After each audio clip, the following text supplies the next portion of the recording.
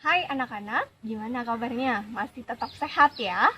Nah, kali ini kita belajar bahasa Indonesia. Kita akan belajar tentang resensi. Pernah dengar resensi itu apa?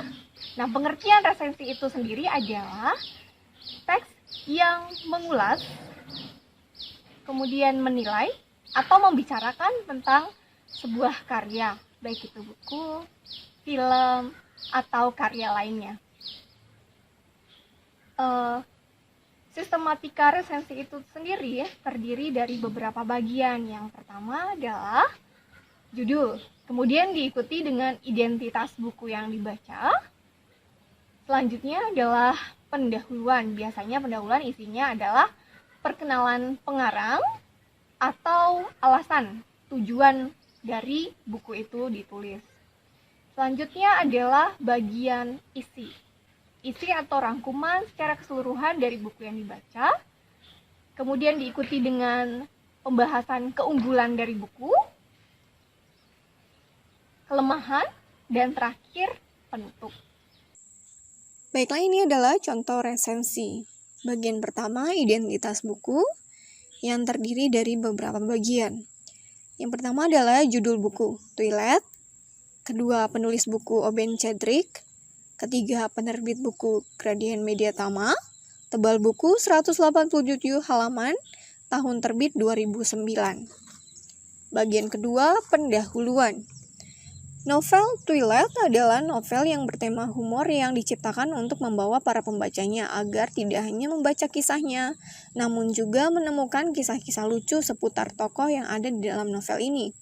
Novel ini mengisahkan tentang seorang anak SMA yang tidak terlalu terkenal di kelasnya. Ia bernama Edi Wardiman.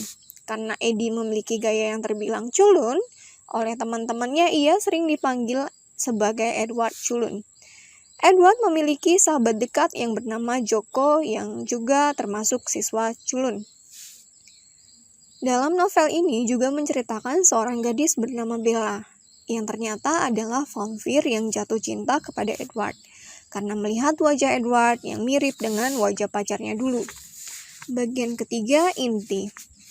Novel ini menyajikan konflik-konflik antara pemain yang diceritakan dengan lucu, namun tidak mengurangi kualitas kisah dari novel tersebut. Seperti Edward yang dikhianati oleh Joko. Agar Joko bisa masuk ke kelompok siswa keren di sekolahnya, maka ia harus mengerjai Edward, sahabatnya sendiri. Joko menjebak Edward dengan mengajaknya mengikuti lomba karya ilmiah remaja tingkat SMA. Untuk mengikuti perlombaan itu, Joko mengajak Edward untuk menyamar sebagai waria di Taman Lawang. Lalu Bella datang ke sekolah Edward sebagai murid baru. Namun tidak ada yang mengetahui bahwa Bella adalah seorang vampir hingga ia jatuh cinta dengan Edward. Namun tidak bisa menjalani hubungan yang lebih karena vampir tidak boleh berhubungan dengan manusia.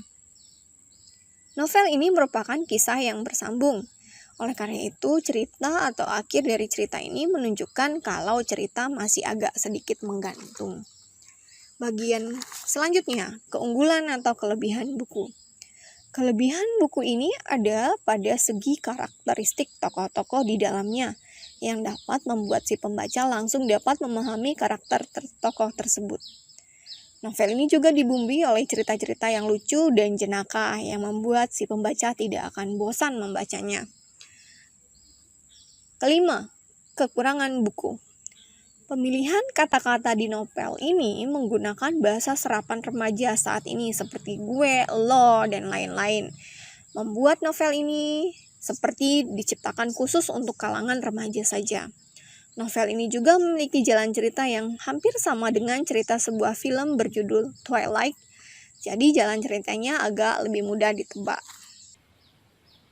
Kaidah kebahasaan. Ada 4 kaidah dalam teks ini. Yang pertama adalah kaidah penggunaan konjungsi penerangan seperti bahwa, yakni, yaitu. Kemudian konjungsi temporal, contohnya adalah sejak. Kemudian akhirnya. Konjungsi selanjutnya adalah konjungsi penyebaban. Contoh adalah sebab atau karena. Dan terakhir, kaidahnya adalah menggunakan pernyataan saran. sebaiknya, harusnya, hendaknya. Saatnya mengerjakan latihan. Jadi kalian diminta untuk mencari satu contoh resensi dari sumber manapun, kemudian isi tabel sesuai yang ditampilkan di layar monitor. Nah, dalam tabel ini ada 2 kolom yang harus kalian isi.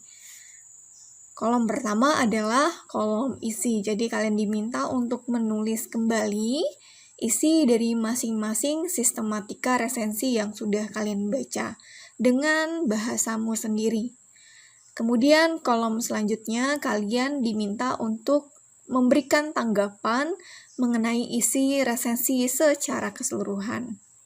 Silahkan mengerjakan. Mari berlatih menulis resensi. Kalian boleh menulis resensi dari buku fiksi atau non-fiksi, atau juga boleh film, ataupun karya lainnya. Pilih salah satu. Kemudian perhatikan pada saat menulis, gunakan sistematika dan penggunaan kaidah kebahasaan yang baik dan benar.